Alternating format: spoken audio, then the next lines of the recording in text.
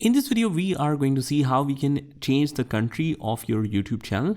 So for example, if you want to change the country, all you have to do is just first of all click on view your channel on the top right hand corner, click on this profile icon and click on view your channel, which will land you to this specific section.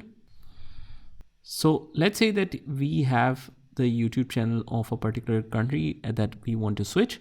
What we can do is just head over to the profile icon again and click on the YouTube Studio. And now we click on the bottom left hand side where it says settings, click on that. And we want to head over to the channel. The country of residence, I'll set it to, let's say, United States of America.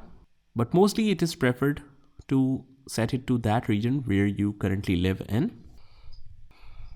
And after that, you can save it. And let's head over to your channel. And if we want to click and see more details about the channel, click on this more.